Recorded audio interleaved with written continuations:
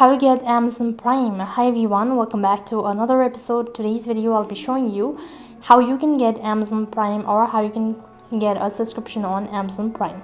In order to get an Amazon Prime account, you'll need to go ahead and install the application that is Amazon Prime.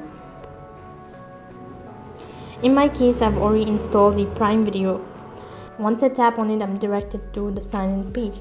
So if you already have an account, then enter in your credential and log in into your account. Apart from that, in order to get a subscription, go ahead and create a new account, or else you can also do it from your. Now quickly enter in all of these information. As soon as you're done entering all of these information, click on continue, which is right at the bottom. This is going to direct you to the other interface. After that, you'll be asked to verify your email address. For that, a verification code or an OTP has been sent to the following email. Now open up your email and then check for the verification code, and you can sign in with your Amazon account. In my case, I already have an Amazon account, so I've signed in with my Amazon account. Now here, as you can see that in my case, I have a free trial period. In order to get a subscription, you need to go to your profile. After that, go ahead and tap on the gear icon. Over here, you'll need to scroll down, click on manage account.